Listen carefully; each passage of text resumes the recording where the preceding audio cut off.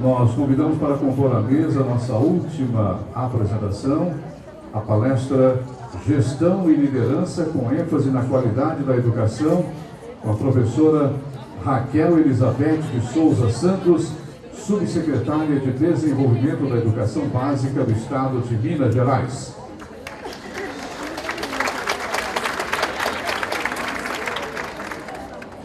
Professora Raquel Elizabeth é mestre em Novas Tecnologias da Informação e da Comunicação pela UNED, Madrid, Espanha, pedagoga com habilitação, supervisão escolar, administração escolar, inspeção escolar, pós-graduação em metodologia do ensino superior, especialista e atualmente subsecretária de Desenvolvimento da Educação Básica do Estado de Minas Gerais. Nós convidamos também para compor essa mesa de trabalhos a assessora de Educação da Associação Mineira de Municípios, Alessandra Rodrigues Marques.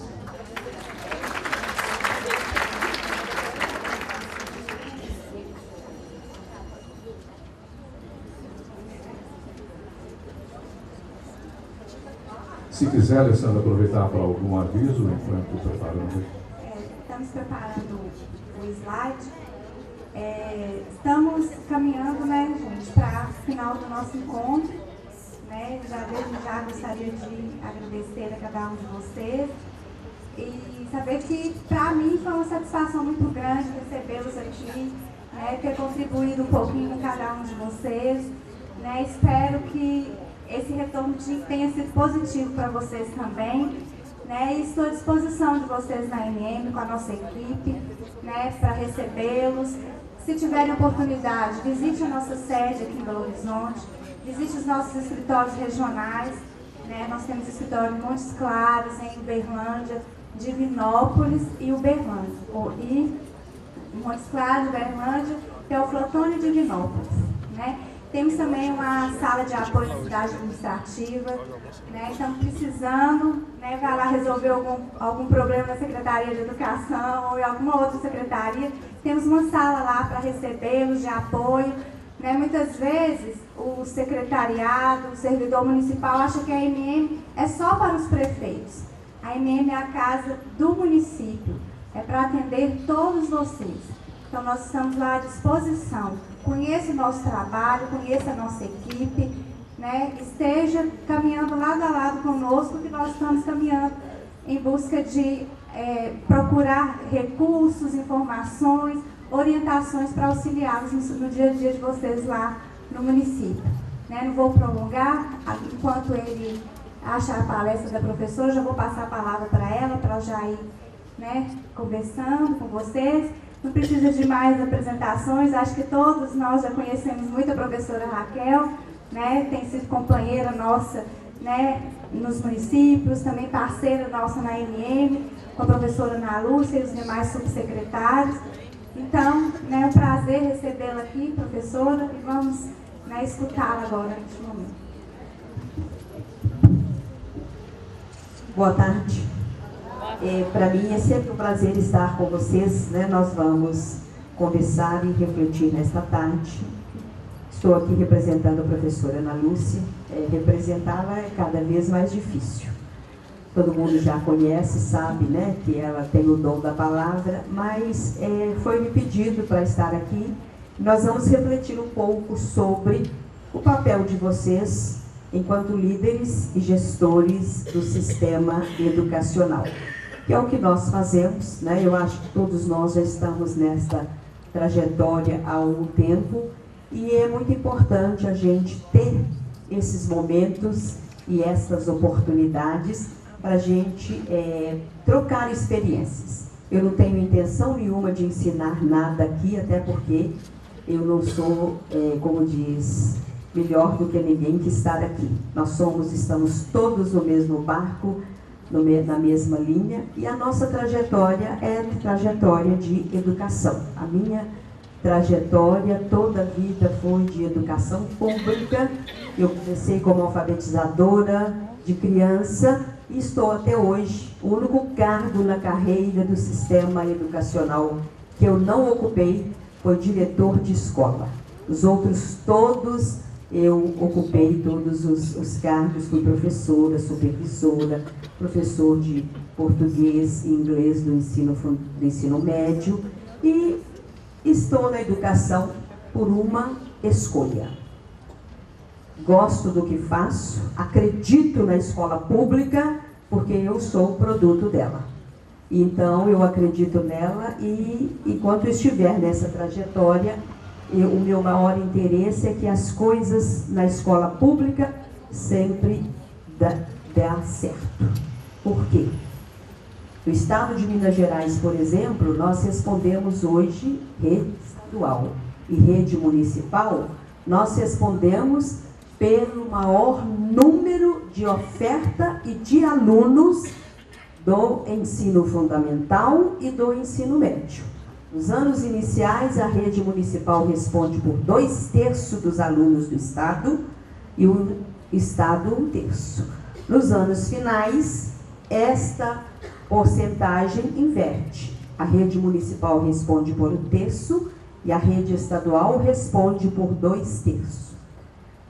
Chega no ensino médio, 87% dos alunos em matrícula no ensino médio no estado de Minas Gerais estão nas escolas públicas estaduais e em algumas municipais. Nós ainda temos 33 municípios que têm ensino médio. Esses 33 municípios respondem por quase 10 mil alunos.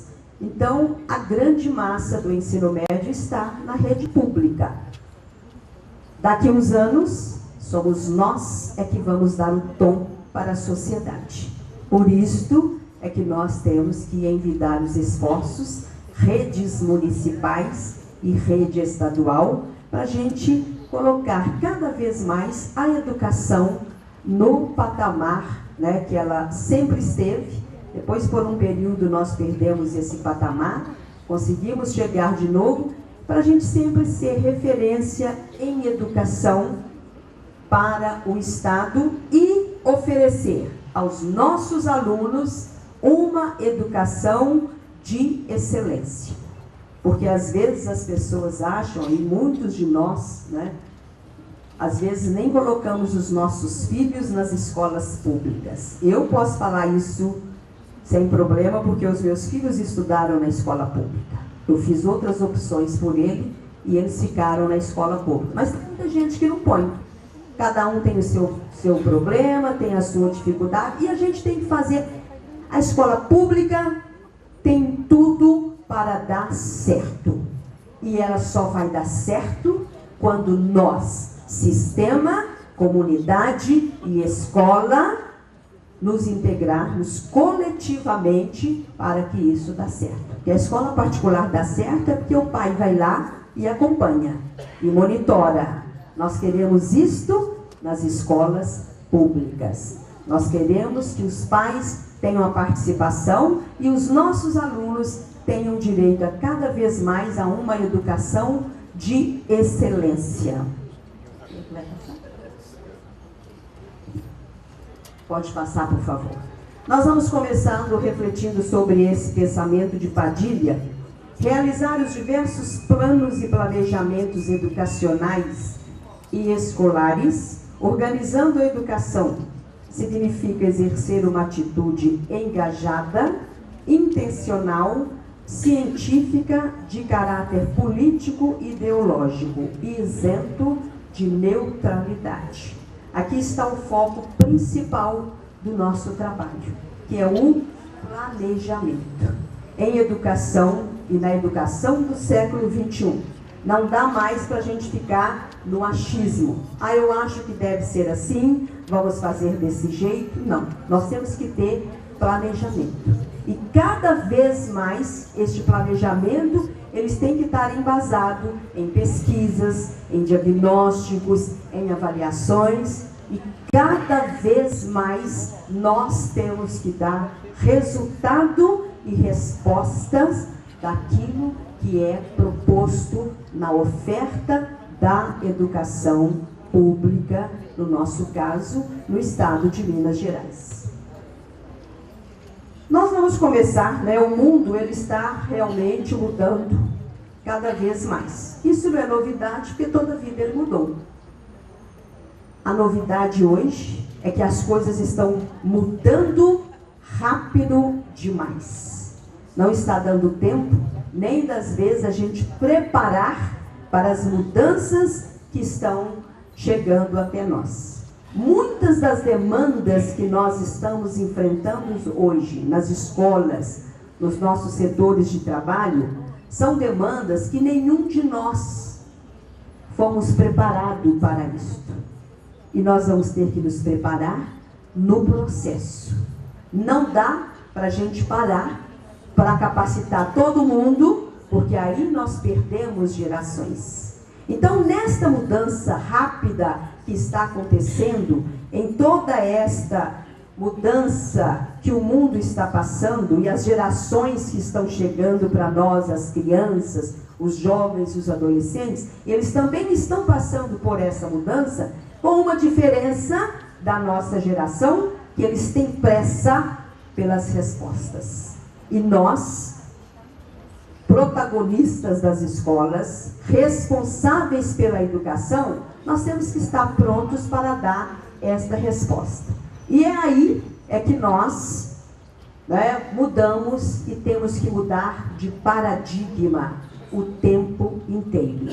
Tem muitos paradigmas do século passado, que a gente ainda aproveita alguma coisa, mas que nós temos que ter algumas mudanças, algumas complementações, para responder à necessidade e à expectativa dos nossos alunos, né? O que é um paradigma? Nós colocamos aqui, escolhemos o melhor conceito de Marcondes, é um conceito que está referendado a modelo, tipo exemplar, e que a partir de um momento da história da humanidade pressupõe conceito de aceitação. Então é isso que é um paradigma. Às vezes a gente vai passando, experimentando exemplos, aceitando novas coisas. A hora que isso está bem conceituado, bem assimilado, isto vira um paradigma. Então aí, a partir disso, nós começamos a vivenciar este paradigma. Mas, mesmo com essa mudança constante, os paradigmas têm que ser mudados constantemente. E quando isto começa, que nós aí passamos pela crise dos paradigmas, é que vai levar à mudança de outros paradigmas. Quando nós discutimos isso, será que esse jeito que nós estamos fazendo está adequado à atual demanda que nós temos, ao tempo que nós estamos vivendo? O que é que nós precisamos mudar? Então, esta crise, nos leva a uma mudança, que é a mudança conceitual. Esta crise nos leva a rever qual é a visão de mundo que nós temos, porque dos tempos que nós éramos crianças, jovens e adolescentes, quantas coisas mudaram. E quanto mais experiente a gente vai ficando, a nossa visão de mundo, ela vai mudando. Quantas coisas, hoje, quando eu me lembro de quantas coisas que eu fiz, quando eu fui alfabetizadora de criança, que às vezes, naquela época, o menino faltava pouquinha coisa para ele avançar, mas o paradigma da época era, não, ele tem que repetir. Então, a gente fazia a criança repetir o ano, até aquilo que ele tinha sucesso, ele tinha que repetir tudo no ano seguinte. Mas era o paradigma da época. Hoje, a educação do século XXI, o paradigma é outro. E se nós ainda estamos com práticas nas nossas escolas, nos nossos sistemas, no setor educacional, ainda com paradigmas do século passado, nós temos que rever este papel. Porque senão, nós não vamos conseguir responder às necessidades e às expectativas dos jovens. E aí, a escola não vai conseguir cumprir o seu papel, que é ensinar e o aluno aprender. Porque o paradigma hoje é este. O foco é o aluno e nós temos que fazer de tudo para esse aluno aprender. Se ele não foi dessa maneira, nós temos que encontrar uma outra alternativa. O fato é que ele tem que aprender. E nós não podemos perder o foco que ele tem que aprender também no tempo dele. Então não dá para a gente ficar com o aluno um ano inteiro ou 3 anos para ser alfabetizado, e aí chega no final de 3 anos, nós viramos para o pai e falamos, seu filho vai ter que ficar, né? Agora arrumamos um outro vocábulo retido, que é a mesma coisa de repetência, e aí ele vai ter que repetir mais um ano, né? E aí o problema é que às vezes ele vai repetir coisas que ele já fez e teve até um sucesso, e como diz, galgou algum conhecimento, né? Então, nesta mudança, nesta crise dos paradigmas que nos leva sempre à busca de novas alternativas. É o que nós fazemos. Eu acho que o bom da educação é isso, que a gente não tem rotina. Quem está trabalhando em educação com rotina está no campo errado. Está malhando na mata errada. Porque em educação não se tem rotina. Nada é estático. Até porque os alunos sempre são diferentes. Cada turma é uma turma. Cada aluno é um aluno. Então, essa busca constante de alternativas tem que ser o foco do nosso trabalho, tem que ser o pilar da nossa carreira e da nossa profissão. Estamos vivendo a emergência de novos e múltiplos paradigmas. São novos tempos que exigem novas atitudes. Não dá para fazer a velha edição para as coisas que caminham em direção à excelência. Que escola de excelência é esta que nós estamos falando, que às vezes a gente está trabalhando, está batalhando, mas que no final do ano, na hora que a gente vai fazer a avaliação dos nossos alunos, 60% são reprovados. Que excelência que tem nisso? Não há excelência nenhuma nisso.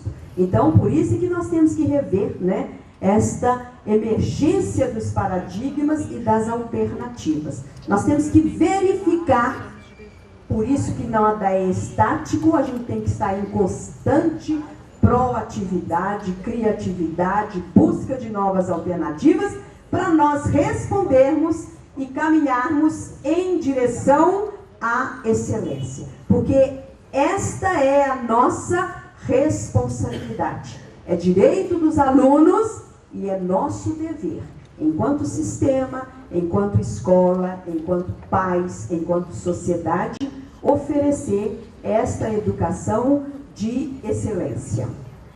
Alguns paradigmas da educação na modernidade. Muitos aqui, dos paradigmas que nós vamos relatar aqui, são coisas que a gente já vivenciou e que esteve presente no século passado, mas que hoje eles têm que ser trabalhados numa nova ótica e numa nova visão. O primeiro paradigma, né, para a educação do século XXI. A escola é o centro do sistema educacional. Não é a Secretaria de Estado de Educação, não é a Secretaria Municipal de Educação, não é o Ministério da Educação, nem o Conselho Estadual de Educação. A escola é o centro do sistema educacional, porque é lá que acontece a aprendizagem dos nossos alunos.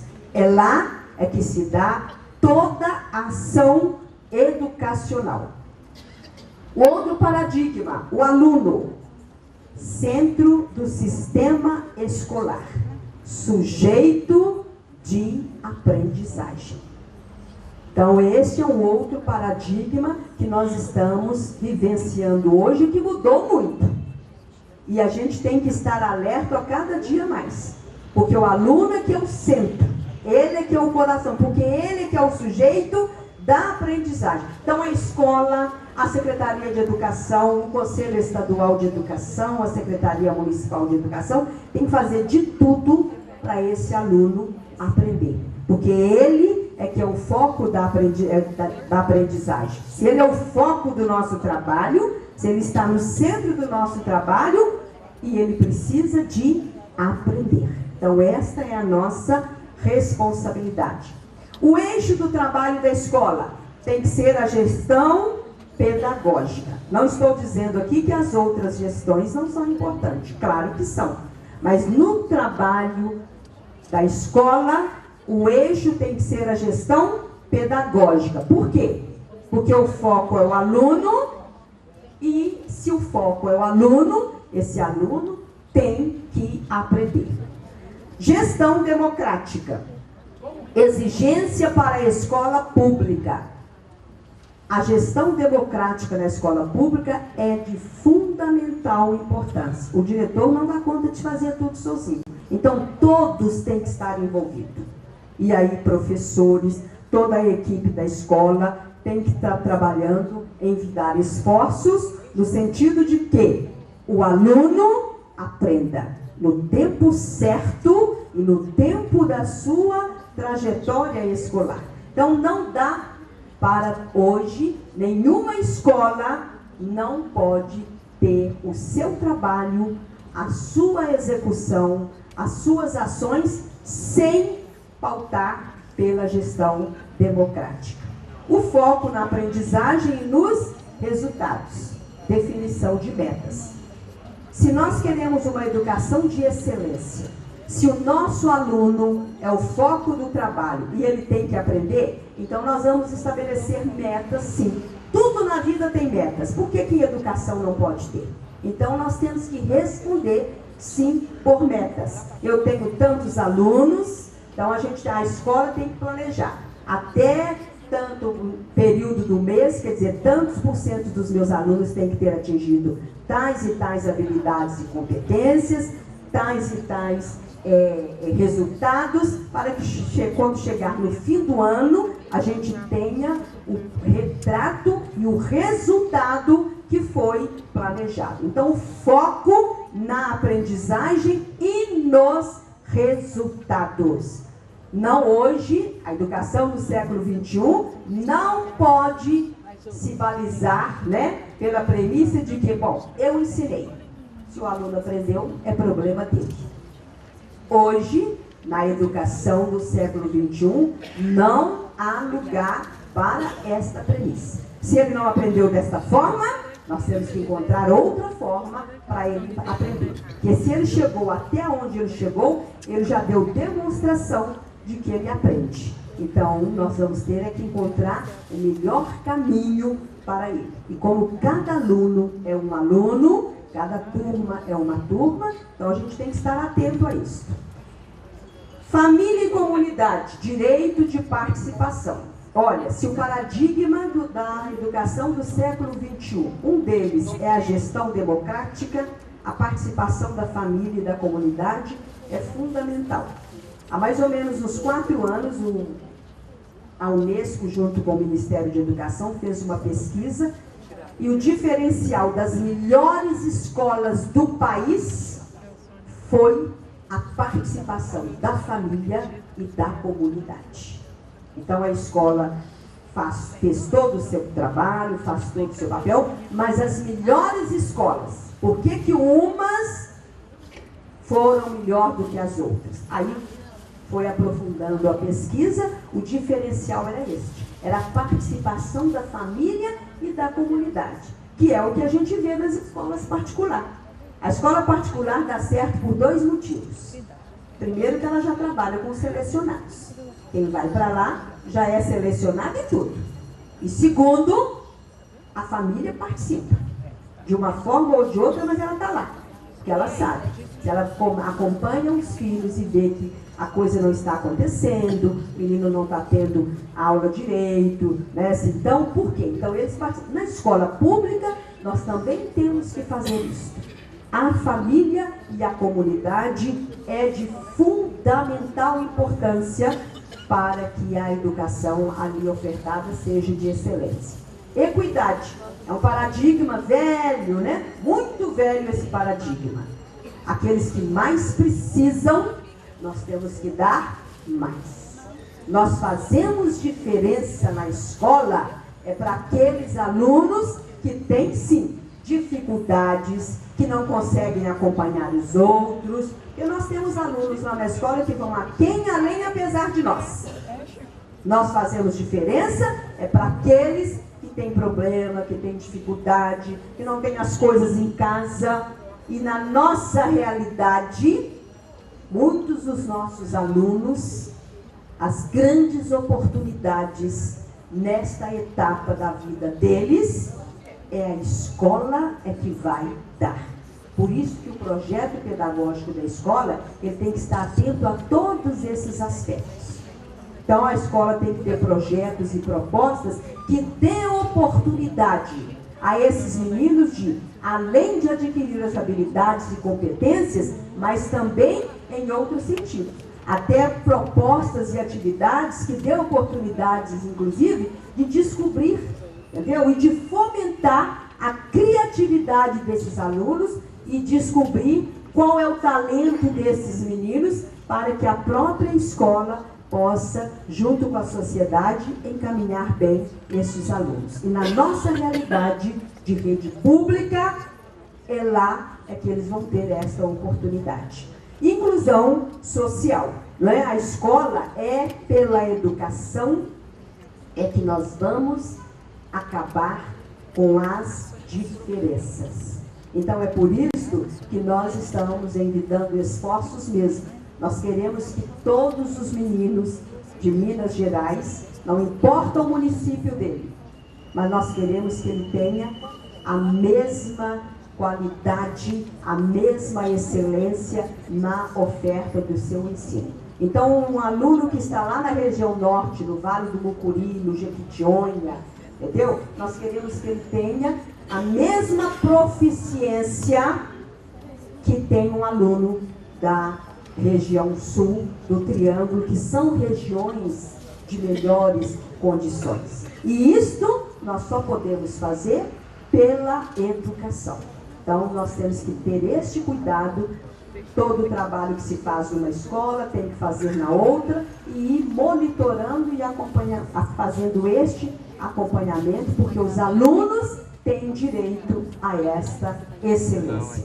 Outros paradigmas que nós temos aqui, né? Educar e cuidar cada vez mais, isso está presente, né? E o educar aqui hoje na nossa, e o cuidar, isso inclusive esses dois aspectos, esses dois pilares estão hoje em todas as diretrizes educacionais, da educação infantil ao ensino superior. Então, a escola, o sistema, ele tem que trabalhar com esses dois pilares, educar e cuidar. Perpassa toda a educação básica e até mesmo a educação superior. O conteúdo curricular no paradigma hoje moderno é meio para desenvolver capacidades e habilidades. Não é fim, é meio. É por isso que nós temos que rever todos os nossos paradigmas. Porque quando nós estudamos, quando nós fizemos lá a nossa faculdade, o conteúdo era fim. Hoje mudou. Entendeu? Então hoje, você, o aluno, o menino tem que saber quais são os afluentes da margem esquerda do Rio Amazonas. Ele tem que saber que importância que isso tem. Por isso que hoje o conteúdo curricular ele é um meio para desenvolver capacidades e habilidades. Currículo, matriz curricular, eixos temáticos, redes de aprendizagem, isso tudo são paradigmas que estão hoje, entendeu? Perpassando pela proposta pedagógica das escolas. Avaliação da aprendizagem, outra mudança também de paradigma. Ela tem que ser diagnóstica e formativa. Visa o progresso individual e contínuo do aluno. A avaliação para classificar acabou. Na educação da modernidade não tem lugar para isso. Nós que somos professores ou que fomos professores, a gente vivenciou isso, a gente avaliava para ver o que o menino não sabia. O paradigma hoje é o contrário. A avaliação é para verificar. Eu ensinei e o que ele aprendeu. E se ele não aprendeu aquilo que foi, eu vou ter que encontrar outra alternativa. Então, por isso que o paradigma da avaliação da aprendizagem tem que mudar mesmo. Ela tem que ser diagnóstica, formativa, com o processo, um progresso individual contínuo do aluno. Quando se faz avaliação nesta ótica, nesta perspectiva, eu avaliei, ensinei, avaliei, o aluno não atingiu aquilo que foi proposto, aí nós vamos fazer a intervenção pedagógica, no momento que ele aparece. Não é esperar no fim do ano, né, avaliamos o primeiro trimestre, o segundo, o terceiro, o quarto, aí chega no fim do ano, é que a gente vai querer fazer a intervenção. Milagre não se faz em educação. Por isso que avaliou, fez a intervenção. Entendeu? Torna a avaliar. Se ele não foi por esta forma, vamos tentar outra. Fato é que nós temos que fazer de tudo para este aluno aprender. Né? E a gente sabe que tem alunos e alunos. Tem uns que vão mais rápidos, tem outros que vão mais devagar e tem outros que vão mais devagar ainda. Mas nós não podemos deixar nenhum para trás. Não é? E tem muitos outros paradigmas, pode passar, que a gente poderia citar aqui. Né? Mas como o nosso tempo também é pouco, nós não podemos ocupar muito prazo, então ficamos nesses paradigmas. Então são aspectos que nós temos que estar com uma atenção dobrada o tempo inteiro. Do jeito que nós aprendemos, e eu costumo dizer muito com os professores, às vezes os profissionais que nós recebemos nas escolas, eles vêm, né, de uma formação e eles acham que o que eles aprenderam lá na faculdade que é o que eles vão ensinar aqui.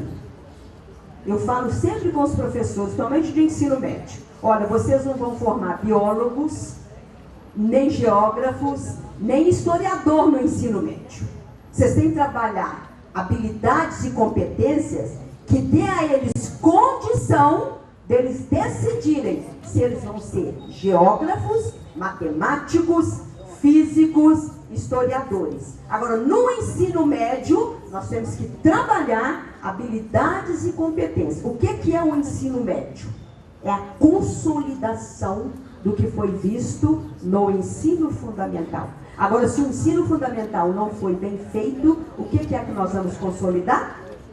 Não se consolida aquilo que não existe. Então, por isso que a nossa responsabilidade aqui na educação básica do ensino fundamental, que é a base, e é por isso que o Estado de Minas Gerais, desde 2004, ele optou por investir primeiro no ensino fundamental, porque esses alunos têm uma trajetória até o ensino médio. Então, nós temos que fazer esse trabalho também. No caso da rede municipal, começando lá na educação infantil, que também já é pesquisa.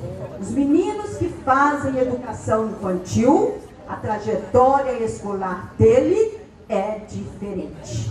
Cada coisa no seu devido espaço, e ele tem ali a aprendizagem e a sua trajetória sem nenhuma interrupção. Né? O desafio dos gestores públicos aqui, explorar os limites da liberdade que possuem por meio da criatividade e da ousadia, para que possam tomar decisões mais eficazes e fazer a diferença. Muito disso aqui eu já falei. Nós, enquanto gestores de sistema público, nós temos que fazer a diferença para os nossos alunos.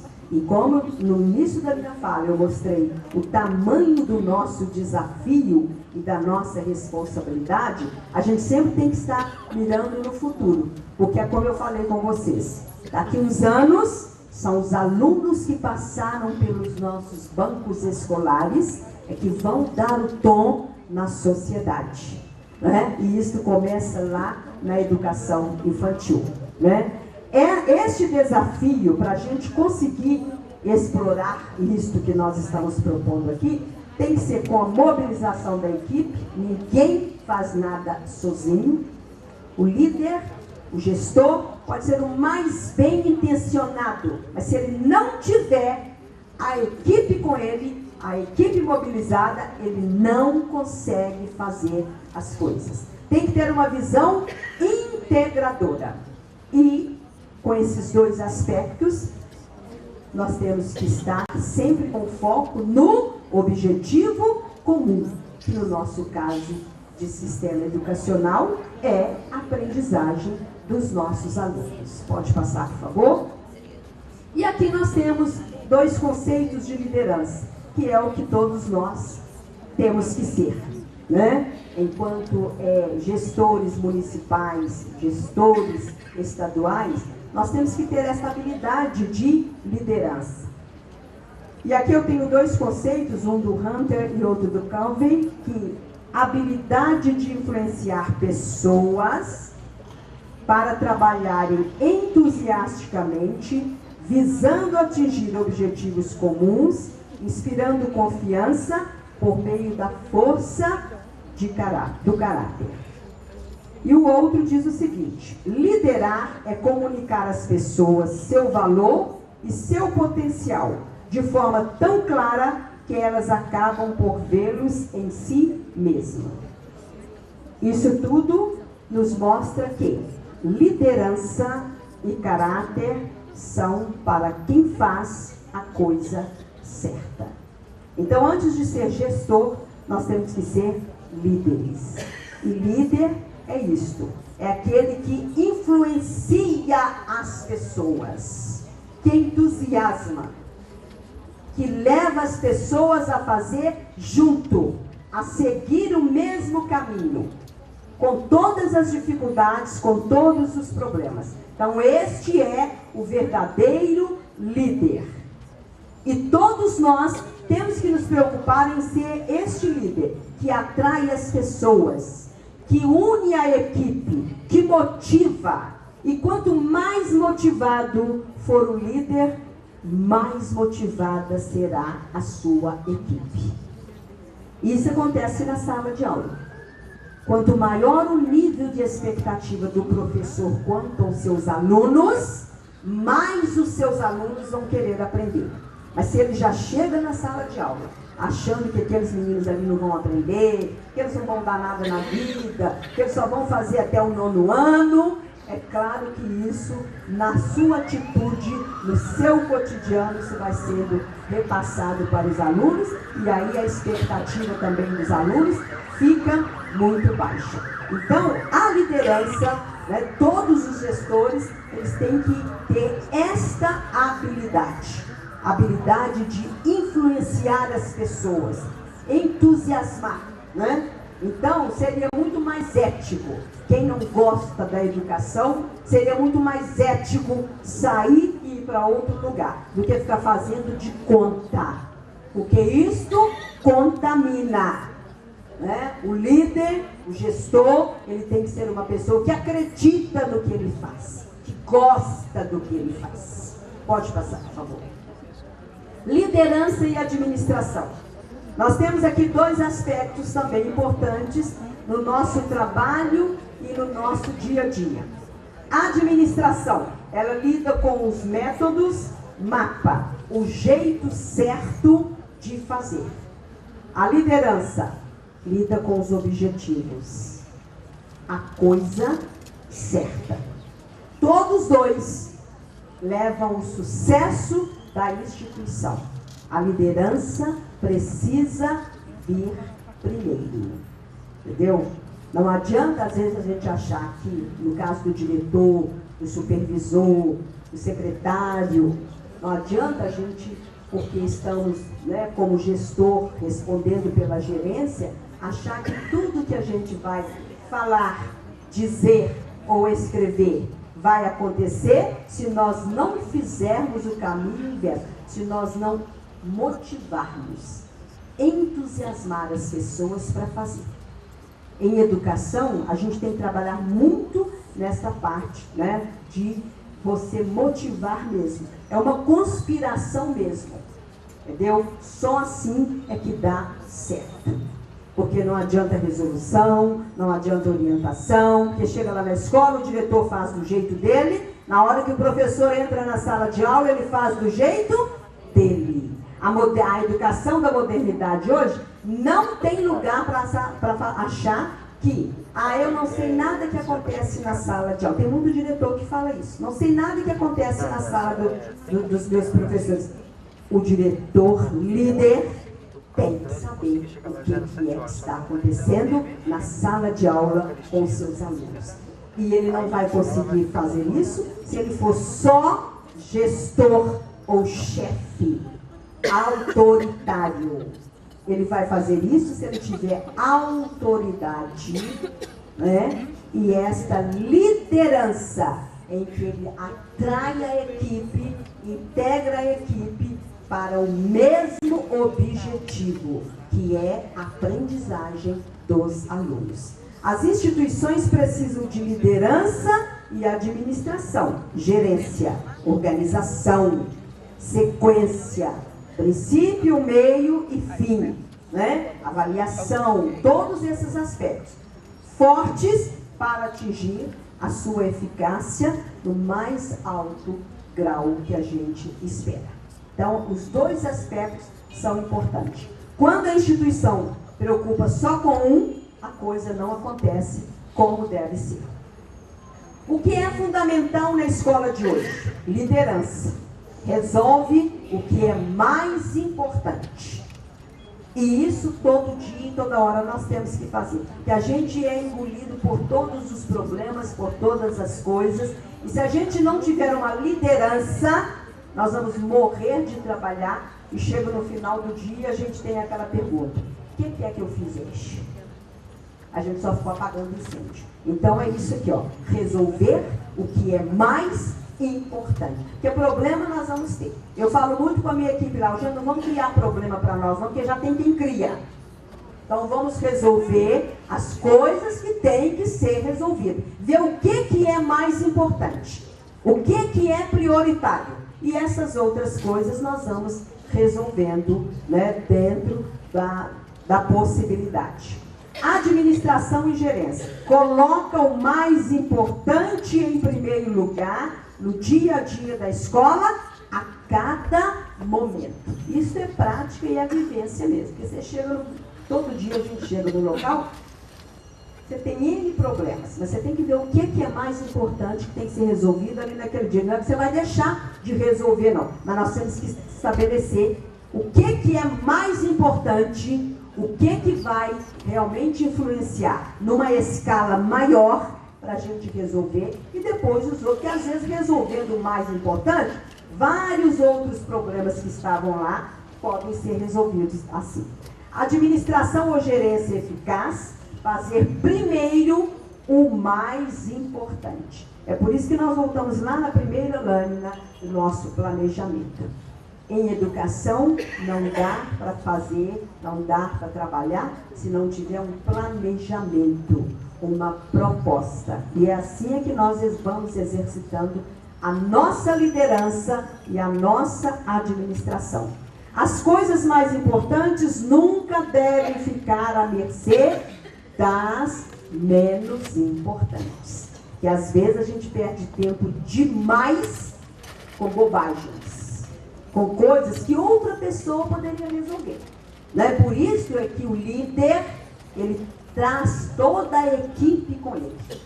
E quando isto é exercitado, quando isto é vivenciado, às vezes, muitos dos problemas, quer dizer, chega perto do líder, olha, aconteceu isso, mas nós já resolvemos, fizemos isso e tal, que as pessoas sabem que podem ter essa responsabilidade, e este é o trabalho coletivo que deve ter, né, no nosso caso aqui, e da escola que nós estamos falando, e também do nosso sistema, porque ninguém dá conta de resolver tudo sozinho.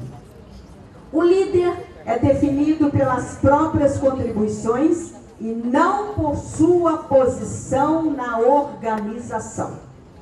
Liderança, habilidade de influenciar pessoas e que pode ocorrer em todos os níveis da organização. Então é isso que nós temos que estar atentos. Olha, o líder, ele é definido pelas próprias contribuições e não pela sua posição na organização. A pessoa que só é definida pela posição na organização, ela é líder, não, ela é chefe. E é diferente. Agora, o líder, ele é definido pelas ações, pelas as resoluções, pela influência que ele faz nos outros, que ele exerce nos outros. Pode passar, por favor? Gestor líder ou líder gestor? O gestor líder ou líder gestor é capaz de provocar a transformação e manter a ordem e assim desenvolver organizações e pessoas ao longo do tempo. E aqui nós temos a liderança que provoca mudança e transformação. Esse é o aspecto mais importante da liderança. Indica a direção, desenvolve a visão, determina as estratégias, coordena colaboradores. Tá vendo? O líder, ele tem as pessoas junto com ele. Então, todos têm prazer em estar trabalhando. Então, colabora uns com os outros. O papel do líder é coordenar, né? E o professor na sala de aula, hoje, na educação da modernidade, o professor tem que ser líder, porque é isso que ele exerce hoje. Quantos alunos que estão lá nas nossas salas de aula que têm certas habilidades e competências que eles têm muito mais aguçados do que o próprio professor. Então, por isso que ele tem que exercer esse papel de liderança. E todos colaboram na aprendizagem. Comunica objetivos e busca engajamento. Quando o líder coordena colaboradores. Estimula e entusiasma. Inspira, desafia e desenvolve. Então, este é o líder, né? E são os aspectos da liderança. Gestão, provoca ordem e consistência. Planeja e faz orçamento. Define metas, elabora planos e cronogramas, distribui recursos, gerencia pessoas. Organiza, define a estrutura, estabelece políticas, regras e procedimentos, controla, avalia resultados versus meta. É por isso que nós falamos lá na frente, administração e liderança. Não dá para ser um em detrimento do outro. Nós temos que ter as coisas coletivas e juntas. Este é o verdadeiro líder gestor ou gestor líder, né? Aí a ordem não importa. Líderes comprometidos são fundamentais para o sucesso da instituição, pois, leiam comigo o que está ali no quadro.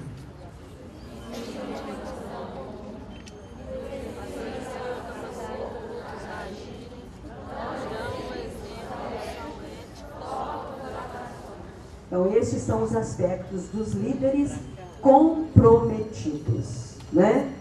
Inspira visão comum, influencia e capacita os outros a agirem, dão exemplos, são éticos, né? Isto hoje é uma coisa que está muito difundido, o problema da ética. Parece que ética, quem é ético é que é o diferencial, deveria ser o contrário, todo mundo tem que ser ético, né? Hoje, fulano de tal é muito ético. Não, todos têm que ser. Isso é uma habilidade, uma qualidade, uma competência inerente ao ser humano. Principalmente naquele que lidera pessoas, né? E tocam os corações. Se o líder é aquele que influencia, que entusiasma e que motiva, então ele realmente, para acontecer isso, ele tem que tocar os corações das pessoas. Pode passar? A liderança é gestão de energia, primeiramente própria e depois dos outros. O bom líder, ele realmente aparece e se sustenta quando ele tem toda a sua equipe junto dele. Então é assim que ele se sustenta, quando ele consegue gerenciar a energia de todos para um objetivo comum. Agora, primeiro ele tem que gerenciar a sua. porque com isso ele consegue fazer a dos outros, né? Liderança significa responsabilidade. O que eu quero versus o que precisa ser feito. Então, por isso que a liderança tem o tempo todo a ver com o entusiasmo, com a motivação. Eu sei o que eu quero e o que precisa ser feito. É por isso que, voltando nas lâminas anteriores, né, a gente tem que saber o que vem primeiro, a que horas que eu vou fazer isto, como que eu vou fazer isso, porque é para responder isso aqui. O que eu quero enquanto líder versus ao que precisa ser feito. Desafios. Desafio de sustentação de altos níveis de energia. Um dos maiores desafios do gestor líder é manter a energia e o entusiasmo em alta. Incentivar as pessoas para um maior envolvimento. Comunicar continuamente os novos sucessos e, simultaneamente, assegurar o foco claro e comum da organização. Então, esse é o primeiro desafio do líder. Ele sempre tem que estar renovando as suas forças, as suas energias, dando consciência a todas as pessoas do que está acontecendo. Se a coisa foi boa, tem que mostrar. Se não foi boa, também tem que discutir, tem que mostrar os resultados. Todo mundo na organização tem que saber o que é que está acontecendo. Se os resultados são bons, vamos comemorar. E todo mundo tem que participar, e todo mundo tem que ser comunicado do sucesso. Também, se não foi, nós temos que partilhar coletivamente e vamos para nós tentarmos encontrar aonde que nós falhamos. O que é que escapuliu para que a gente não conseguisse o objetivo que foi estabelecido. Então, esse desafio de sustentação dos altos níveis de energia. Então, o líder é um ser humano, ele tem problemas, mas enquanto na gerência de pessoas, no trabalho cotidiano, ele tem que estar sempre renovando estas energias. Até porque o exemplo é a melhor forma de ensinar, de atrair as pessoas, de trazer as pessoas para o nosso lado. Pode passar? Para sustentar altos níveis de energia, as organizações precisam de liderança transformacionais em todos os níveis. E aqui são 4 fatores que favorecem a liderança transformacional, que é o que nós chamamos dos 4 Is. Primeiro, identificação, compartilhamento dos valores. O líder é aquele que conhece todas as pessoas que ele está trabalhando e o valor de cada um. Às vezes, na organização, ou na escola, ou na sala de aula, às vezes o aluno está dando algum problema porque está faltando uma devida atenção para ele por algum problema que ele está vivenciando. Na instituição também é isso. Então nós temos que estar atento às pessoas. Às vezes essa pessoa não está dando certo aqui, se a gente faz uma mudança, ela vai para o outro lado, o resultado é 100%. Então, é isso que o líder tem que ter. Identificação, compartilhamento dos valores. Ele tem que conhecer as pessoas e valorizar. Todo mundo, gente, todo ser humano tem necessidade de ver o seu valor reconhecido. E em nome da pressa, e em nome do trabalho, a gente esquece de fazer isto no dia a dia. E isto é altamente prejudicial na instituição. Não custa nada a gente valorizar uma coisa que a pessoa fez, que um funcionário, um aluno, o diferencial. Vamos elogiar, né? Abraçar, vamos comunicar. Isto é importante. Segundo, inspiração, missão e visão claramente definidos, inspirando pessoas a segui-los. Por isso que o trabalho tem que ser coletivo. Todos da instituição têm que saber aonde que nós vamos chegar. Qual é a nossa missão? Na educação, Toda escola no seu projeto pedagógico tem lá bonito, né, a missão. Mas se você perguntar 2 ou 3 professores da escola, qual é a missão aqui da sua escola? Ninguém nem sabe. Então, o líder, no planejamento, no trabalho do dia a dia, e se possível tem que, como diz, deixar lá para todo mundo ver. A missão dessa escola é esta. A missão dessa instituição é esta. E todos têm que ser participados. E ele, para ele, tem que estar muito claro o que é esta missão. Porque é através desta clareza é que ele vai motivar os outros a trabalhar e a envidar esforços para concluir, né, e concretizar aquela missão. Intelectualização, gerar desafio intelectual para as pessoas. E isso a gente tem que fazer o tempo todo. O líder, ele tem que motivar os seus funcionários, todas as pessoas que estão, principalmente na escola, o diretor. Às vezes o diretor tem dificuldade, a Secretaria Municipal, a Secretaria de Educação oferece cursos, entendeu? Sempre são as mesmas pessoas que fazem. E em nada, também às vezes, aquele que sempre faz não muda a prática. Então o líder, ele tem que ter esse papel e esse aspecto. Motivar a todos e valorizar sempre aquelas pessoas que respondem por isso, né? Ninguém nasce sabendo, nós temos que estar em eterna aprendizagem e vamos morrer sem saber muita coisa. Agora, na nossa função, no nosso trabalho, nós temos que estar em constante aprendizagem, em estudo, busca de novos paradigmas, de novos conhecimentos, até para nós respondermos no dia a dia do nosso trabalho. A educação mineira. Pulou aí, não? Pulou muito. Você não vai passar, pode voltar. Não.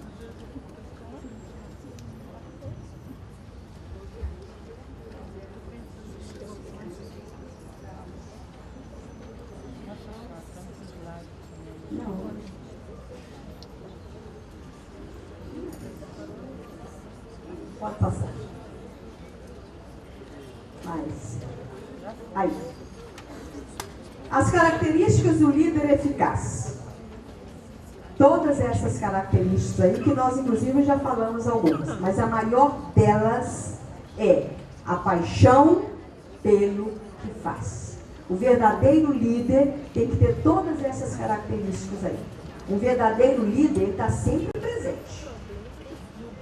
Ele é proativo, ele tem criatividade, iniciativa, tem foco, mas a mais importante é ter paixão pelo que faz. Pode passar. Os maiores pecados do líder: dizer uma coisa e fazer outra. Cometer uma injustiça e não corrigir. Nós somos seres humanos, gente. Perfeito é só Deus. Mas tudo que nós fizermos errado, nós temos que corrigir. Eu falo lá na secretaria com o pessoal assim, aqui ninguém é rei que a palavra não possa voltar atrás. Às vezes a gente até dá uma informação, faz uma coisa, mas se ficou errado, né? E quantas das vezes a própria superintendência, as escolas, nos alertam, mas não pode ser assim, ou mudou a legislação, mudou? Não, não mudou, entendeu? Então nós somos alertados, aí a gente vai e corrige de novo. Porque é isso aqui. E cometer injustiça, isso é seríssimo, gente. O líder não pode ter 2 pesos e 2 medidas. A gente pode, às vezes, até cometer um erro e tal, mas se lá na frente a gente verificou que isso vai gerar uma injustiça, volta atrás e corrige imediatamente. Porque senão nós perdemos a credibilidade. Assim é o professor na sala de aula, né? Assim é o pai, a mãe com os seus filhos. A gente tem que ter muito esse cuidado. Então, isto é um dos maiores pecados do líder. Não reconhecer o valor e contribuição das pessoas, é o que nós já falamos aqui. Todo mundo tem o seu valor. E uns completam os outros. Então, o líder, ele não pode deixar de valorizar as pessoas. Às vezes o trabalho foi feito em equipe, em conjunto. Mas o líder só lembra do nome do fulano e do beltrano. O ciclano que ele não falou, isso pode gerar um problema muito sério. Então, muito cuidado com essas atitudes. Só fazer críticas negativas e nunca elogiar. Entendeu? Não é possível, gente. Todo mundo tem alguma coisa para ser elogiada. Mas às vezes a gente só vê o erro. A gente só vê o negativo. Isso acontece constantemente na sala de aula. Às vezes os alunos que dão problema, que têm dificuldade. E tem muito pai que não gosta de ir nas reuniões da escola, porque as reuniões começam só falando do defeito dos filhos. Mas não é possível que o menino não tem nada que a gente possa elogiar. Então é isso que nós temos que estar atentos no dia a dia, né? Não é só fazer críticas, não. Tem que elogiar, sim. Maior pecado, cometer deslizes éticos e quebrar a confiança da equipe. Se isso acontecer, gente, é melhor ele pedir para sair, que ele não vai dar conta de fazer um bom trabalho. Ele não terá clima e nem ambiente. O chefe tem seguidores atrás de si. O líder tem pessoas em torno de si. Então é isso que nós temos que ser, líderes. Que chefe passa, agora líder marca, deixa sempre a sua marca. E pode passar muitos anos e as pessoas sempre vão lembrar do líder. Pode passar, por favor? Importante, expectativas altas, desempenho alto. Isso acontece com o professor na sala de aula, acontece com os líderes e seus liderados. Quanto maior for a sua expectativa, maior também será o desempenho das pessoas que estão trabalhando conosco. As expectativas altas e realistas do líder levam ao alto desempenho do liderado. Então, quanto mais motivado for o líder, quanto mais criativo, entendeu? Mais atuante, também as pessoas que estão ao seu redor vão querer acompanhar. Né? Lembra lá, o líder é aquele que tem pessoas ao seu lado. O chefe tem atrás de si. É aquele que, quando ele está, tudo funciona. Ele saiu, acabou. Agora, líder e liderados, não. O líder pode sair e as coisas continuam acontecendo. Pode passar? 5 competências essenciais na arte de liderar. Quase nada, né? Abrir a mente. Aqui nós vamos passar rápido. O líder fica atento àquilo que muda e está sempre disposto a aprender. Reconhecer o desconhecimento sobre certas coisas é sinal de inteligência e um passo decisivo para a mudança.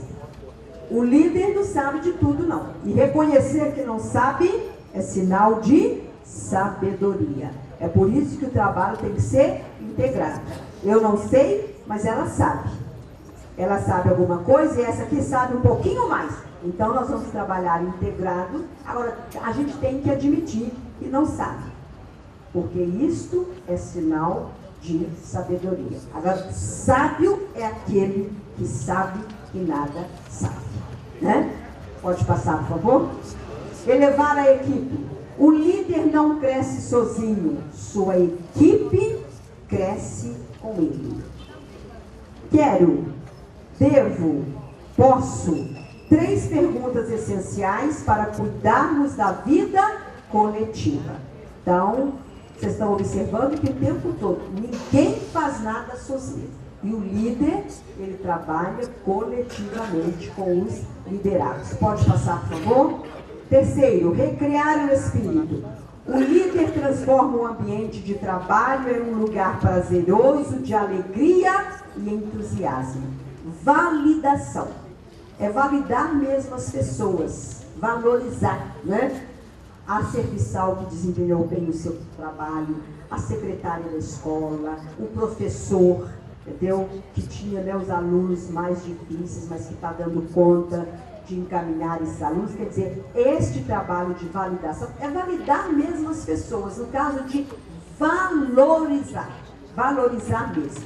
E a atitude apreciativa. A atitude apreciativa é a expressão autêntica da nova capacidade de gerar energias positivas a todo instante, reconhecendo nas pessoas e nas situações o seu verdadeiro valor. Então esta é a terceira característica do líder, recriar o espírito. E com isto, o ambiente fica prazeroso. Todo mundo quer ir para lá, todo mundo quer trabalhar naquela escola, todo mundo gosta daquele secretário ou daquele líder, porque as pessoas, entendeu? Elas têm uma sinergia muito grande. Inovar o trabalho. O líder se reinventa, inova, busca novos métodos e soluções. É aquilo que nós falamos lá na frente. Ele tem que estar sempre criando. Não dá para ficar do mesmo jeito. O verdadeiro líder é esse. Ele está sempre inovando. Então tem uma reunião, uma capacitação, ele vai lá porque ele quer ouvir outras pessoas, aí ele chega na escola todo entusiasmado e passa e transmite para todos da escola, e os outros também vão sendo motivados e entusiasmam para fazer o trabalho. Qualquer ser humano sonha, pelo menos por um momento, em escrever seu nome na história. Em última instância, em não morrer sem ser lembrado depois que passou. Então, este é o verdadeiro líder. Ninguém deve passar impune pela vida das pessoas, né? Nós vamos terminar por aqui, porque a gente vai dar um espaço para a pergunta, né? Por favor, ponha o... Pode passar. A quinta nós tínhamos falado, não tinha? Volta. Voltam. Ter visão de futuro. O líder planeja coletivamente, enxerga longe, pensa nas estratégias, nas condições e possibilidades. Não adianta, gente, nós queremos planejar uma coisa sabendo que a gente não vai ter condição de fazer. O verdadeiro líder, ele olha lá para frente. Nós, enquanto gestores do sistema educacional, nós temos que pensar em projetos, em propostas, em alternativas. Não é pensar no aqui e agora, não. Porque hoje nós estamos aqui. Mas nós não podemos esquecer que os alunos têm uma trajetória. Então nós temos que pensar em projetos e alternativas que lá na frente, quando ele estiver terminando a educação básica, aquilo tenha um resultado produtivo e criativo na vida e na trajetória escolar. Nós não podemos ser inconsequentes no ponto de pensar em projetos que daqui a 4 anos muda, entendeu? Tá, aí como é que vai ficar? Então nós temos que ter essa visão de futuro. Eu não posso tomar decisões, eu não posso ter alternativas que não vão responder no futuro. Então ele tem que planejar coletivamente, enxergar longe, pensar nas estratégias e nas condições e possibilidades. Não adianta a gente pensar num projeto, numa alternativa, e nós não vamos ter condição de executar. Então vamos pensar naquilo que é execuível, naquilo que tem a condição de você planejar, executar, avaliar e monitorar, né, dentro da trajetória correta. Somos todos anjos com uma só asa e só podemos voar quando abraçados uns aos outros. Por isso que o líder não dá para ficar sozinho. Um completa o outro, né? Então não dá para a gente pensar nas coisas sozinhos. Nós temos que estar sempre trabalhando com o grupo. Pode passar? Nós vamos encerrar aqui a palestra seria muito maior, mas o tempo já está esgotado. Mas nós vamos encerrar com este pensamento. Líderes guiam porque geram um compromisso apaixonado em outras pessoas para que sigam as estratégias e alcancem o sucesso. A liderança não é intelectual nem cognitiva. Liderança é emocional. Então, se liderança é emocional, o primeiro passo, nós temos que estar bem conosco. ético será se a gente não gostar do que faz, não tiver paixão pelo que faz, será muito mais ético a gente deixar do que ficar fazendo de conta. Muito obrigada.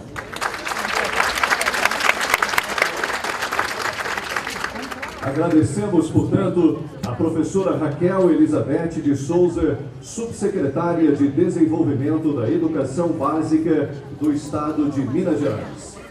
Convidamos agora a integrar a nossa mesa o senhor gerente-geral do Instituto ANM, senhor Gustavo Persichini.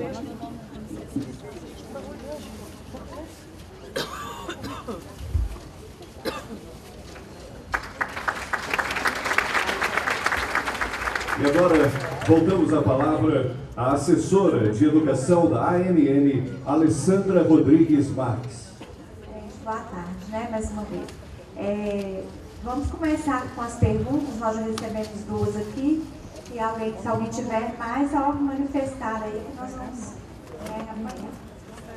Professora Raquel, em meados de 1980, o ensino era conteudista, e os professores dispunham de 4 horas diárias para despejar conteúdo nos alunos. Em 2013, temos de incluir todos os temas modernos mencionados pelo professor Celso Antunes, como cidadania, meio ambiente, habilidades, etc., e muitos outros. Os professores continuam dispondo das mesmas 4 horas diárias e com salário extremamente reduzido em relação a 1980. Isso está correto? Bom, eu não vou dizer se está correto ou não correto, mas é aquilo que eu falei aqui dos paradigmas. Preste atenção. Em 1980, o paradigma era: o currículo era o fim. Hoje, o currículo é o meio. Então, o que está errado, o que não está correto, é a forma de o que está sendo trabalhado. Porque você não tem aula de cidadania. Você é cidadão desde o dia que você nasceu. Então, o projeto pedagógico da escola, todas as aulas têm que ter este aspecto e este foco. O meio ambiente, eu não tenho que ter aula de meio ambiente, entendeu? A vivência, o nosso dia a dia, o projeto pedagógico da escola, todas as ações da escola têm que primar por estas coisas. Então, se a gente for pensar que tudo que nós vamos trabalhar para a formação do nosso aluno em relação aos valores, às habilidades e competências, a gente tem essa visão de ser disciplina e de conteúdo, porque nós fomos formados assim. Mas é aquilo que eu falei, olha os paradigmas que nós vamos ter que mudar, porque hoje a educação da modernidade não é tudo ser disciplina. Porque nem se a gente tiver 24 horas, é o que eu falo lá na Assembleia Legislativa, que o povo pensa determinado componente curricular e acha que tem que ser disciplina. E não é assim. O que nós temos que fazer, entendeu? Esse é o papel do líder nas escolas, no trabalho. E nós temos um dificultador, sim, muito grande. Porque, infelizmente, as instituições formadoras, e eu estou falando isso aqui, que eu falei no encontro da Andives com todos os diretores de universidades do país, lá em Brasília, e eu falei isso na palestra que eu fiz com eles. Se vocês não mudarem a formação dos profissionais que vão trabalhar conosco, não há meio da gente mudar a educação. Por quê? As instituições formadoras formam as pessoas muito na base acadêmica e de pesquisa. Só que o paradigma da educação hoje é outro. Tá certo que o professor tem que ser pesquisador, sim, ele tem que ter essas habilidades. Mas a formação inicial dele tem que contemplar todos estes aspectos, e nós que estamos na educação, a gente sabe, todos Todo dia sai uma resolução do MEC. Agora tem que ter esse, agora é mais esse, né? É filosofia, é sociologia, é educação afro, é educação indígena. Não é disciplina. Nós temos que rever o nosso projeto e a forma de como isso vai ser trabalhado. O currículo hoje é o meio. Então, todos esses aspectos têm como ser trabalhados, sim. E agora, o tempo escolar é o mesmo. Não dá como a gente mudar. Agora, com o novo plano nacional, e eu acredito que no futuro, nós vamos ter que partir para isso, para a educação de tempo integral. A escola de tempo integral. Aí sim, nós vamos ter condição de trabalhar outros aspectos. Mas, no momento, o que a gente tem que fazer é rever o paradigma de como isso está sendo trabalhado na sala de aula.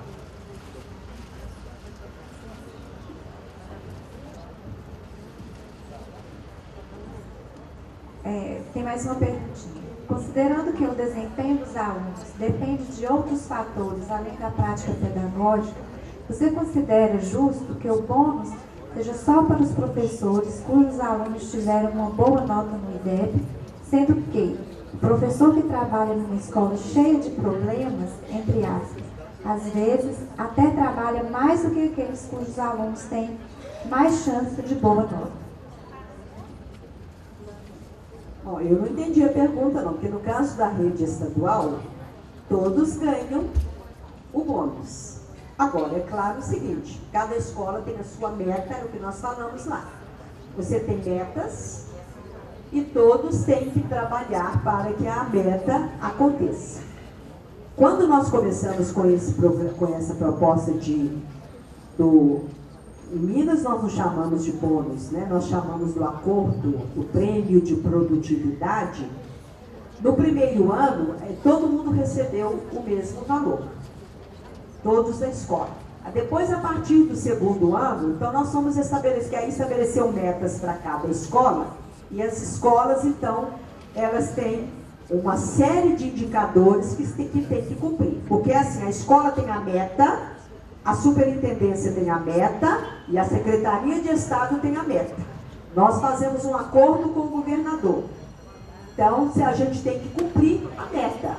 Quer dizer, desde o segundo programa, do segundo ano do projeto, ninguém mais ganhou 100% do vencimento, que é o projeto. Por quê? Porque nós temos metas. Então, todo mundo tem que contribuir. Na secretaria, por exemplo, que nós também temos, tem lugares que tem ações, indicadores que dependem de outras subsecretarias, mas na hora das notas, tem que juntar tudo e tirar, entendeu? Tem, às vezes, pessoas que chegam perto da gente e falam assim, que dia que nós vamos receber o prêmio de produtividade? Aí eu falo com eles assim, o que você fez para contribuir para isso? Que é muito fácil. Então, na escola também, por isso que o líder, ele tem que mostrar, divulgar e trabalhar e fazer com que todos se envolvam. Porque se todos responderem e corresponderem, o resultado será diferente. Agora, na escola, às vezes tem uma escola que um ano ela foi muito bem, no outro ano ela não foi, então o que está faltando? A gente tem que rever isso mesmo, entendeu? Porque você não pode, numa escola, você tem as metas. Tá certo que não depende só de você. É o mesmo caso, o menino, por exemplo, que está no terceiro ano, as habilidades e competências cobradas no terceiro ano não depende só dele. Depende do professor do segundo e do professor do primeiro. Assim também é o do quinto e quarto ano. Por isso que o trabalho tem que ser coletivo. Todos têm que estar envolvidos no projeto e o aluno é o nosso foco. Agora, ele começou lá no primeiro ano e nós somos responsáveis por ele a hora que ele sai no terceiro ano do ensino médio. Em cada tempo, em cada período, ele está sob a responsabilidade de um. Agora, todos nós somos responsáveis por ele.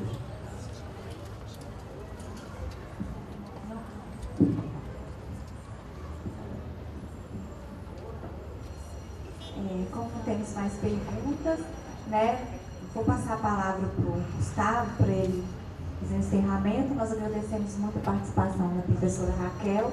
Vamos passar para a senhora um certificado e agradecer também a professora Marúcia pelo apoio. Boa tarde a todos e a todas. Em tese, eu vim fazer o encerramento.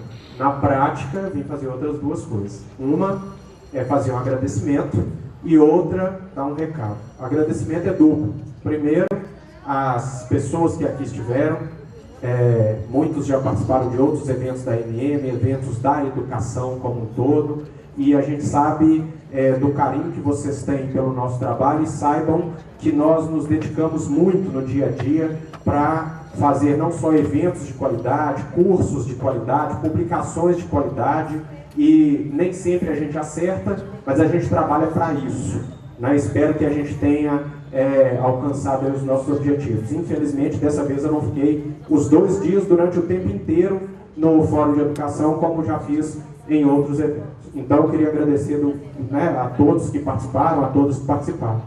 Diz que o agradecimento é duplo, porque eu quero agradecer muito essa moça aqui, ó.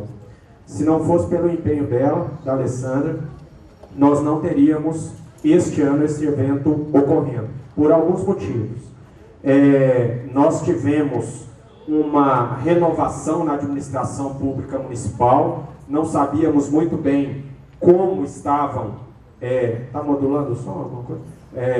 Não sabíamos muito bem a expectativa, como chegariam, né, os novos gestores em relação à participação de um fórum como este, e ainda estávamos num momento de troca de gestão dentro da própria AMM. Isso é natural, algumas pessoas aceleram um pouco mais, as outras retraem um pouco, esperam para ver o que acontece, e ela desde lá do início do ano, mesmo sabendo que haveria essa troca, apostou fortemente que nós deveríamos retomar com vigor total o Fórum de Educação, por um simples motivo: nenhum de nós que estamos aqui, nenhum de nós vai chegar a algum lugar na vida se não tiver educação. Então, queria te agradecer, Alessandro, por esse trabalho, por esse reconhecimento, por brigar interna e externamente.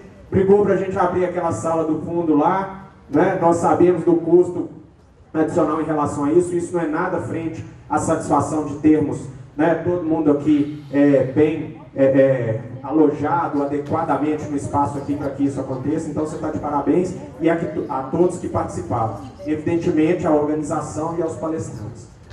O recado é que até cerca de um mês eu era o superintendente geral da AMM, fiquei por 2 anos na administração do ex-presidente Ângelo Roncalli, hoje superintendente geral da AMM, na gestão do prefeito de Barbacena, Toninho Andrade, e ele me convidou para assumir uma nova função e um novo desafio, o qual eu quero compartilhar com todos vocês, porque é um desafio que tem muito a ver com um assunto que todos aqui não só dominamos, como necessitamos. Está sendo criado na AMM um instituto de pesquisa, extensão, graduação e pós-graduação em administração pública municipal. Muito se fala sobre administração pública. Eu me graduei, especializei e fiz o mestrado em administração pública, e nunca na minha vida eu aprendi sobre administração pública municipal quando eu me envolvi com ela, conhecendo as pessoas que trabalham na administração pública municipal. São 2 lados da moeda. Eu sou funcionário público estadual de carreira. Durante 18 anos eu estive no governo do estado, estou licenciado de lá para assumir essas funções na AMM, e me arrisco a dizer, são pouquíssimas as pessoas dentro do governo do estado que compreendem a gestão pública municipal no todo. E nós estamos agora suprindo uma lacuna, que é entrar com a parte de pesquisa aplicada à administração pública municipal. Poucos compreendem o impacto de uma desoneração de imposto sobre produtos industrializados na composição do fundo de participação dos municípios, que no final das contas paga o salário de todo mundo que está na administração pública municipal. Isso tem que ser pesquisado, metodologia, tem que ser aplicado no dia a dia, para a gente discutir a altura com todos os entes envolvidos nisso, sejam eles de controle, de governo, de imprensa, que do nosso assunto entendemos nós. E aí, nesse sentido, nós vamos trabalhar muito a parte de qualificação. A qualificação em todos os níveis. A qualificação de curta duração, uma graduação especificamente na parte de administração pública municipal, cursos de pós-graduação em administração pública que tem a ver com o nosso cotidiano.